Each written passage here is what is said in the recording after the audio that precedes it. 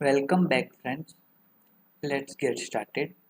सो आज हम relational database के अंदर जो आगे का टॉपिक है कि रिडंडेंसी क्या है और नॉर्मल फॉर्म्स क्या है तो उसके बारे में डिस्कस करेंगे। तो रिडंडेंसी क्या है यानी कि एनोमली है।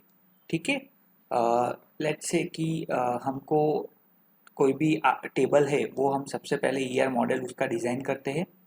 ओके, ईआर मॉडल में से उसको किसमें रिलेशन यानी कि टेबल्स में कन्वर्ट करते हैं। So next task of database designing is to remove the redundancy from the relation यानी कि टेबल में से क्या करनी है, एनोमली या रिडंडेंसी को रिमूव करना है। Since the redundancy many problems with R, यहाँ पे डिस्कस करेंगे उसके साथ जो भी प्रॉब्लम्स अकर हो रहे हैं। तो देखिए नीचे रिलेशन दिया है मैनेजर, ठीक है, यानी कि टेबल का नाम है मैनेजर, ये है हमारा टेबल। ठीक है, following problems are due to the redundancy. Redundancy के कारण कौन से प्रॉब्लम्स हो रहे हैं वो हम डिस्कस करते हैं।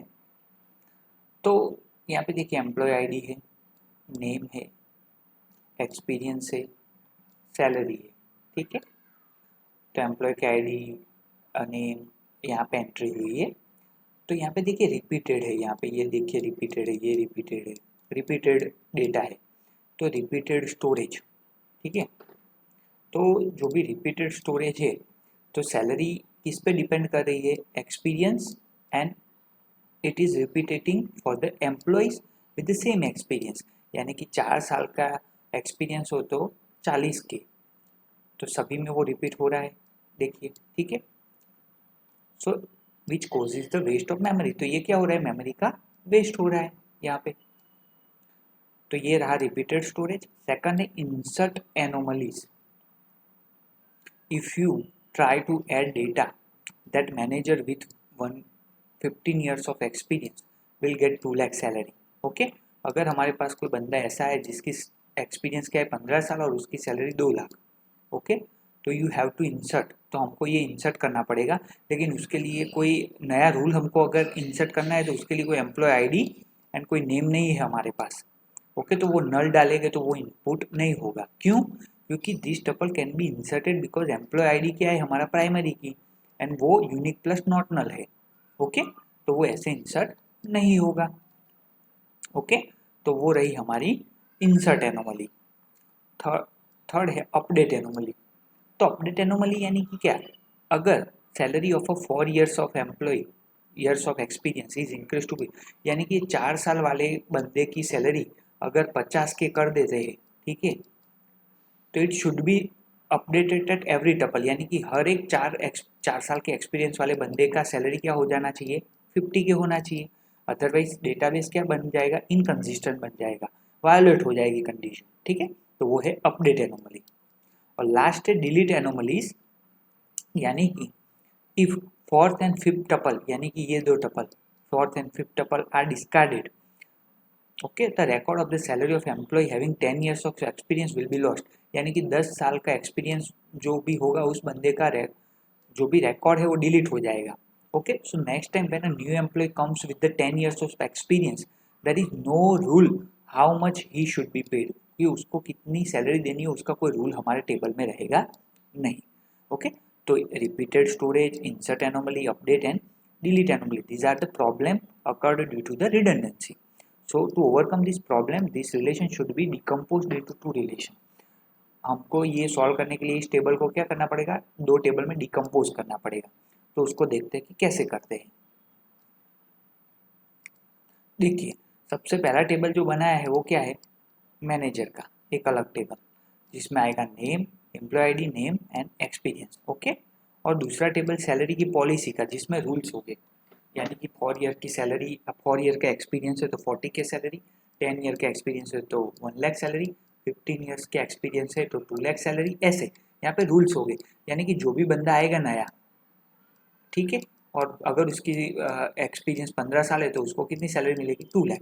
तो इससे हम इजीली उसको बाइफरगेट कर सकते हैं, आइडेंटिफाई कर सकते हैं, तो डिकम्पोज करना पड़ता है। ठीक है, तो ये था उसके बारे में।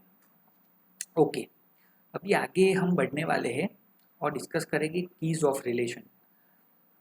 तो वो क्या है, तो if x closure contain all the attributes of a relation then x is called the super key of a relation.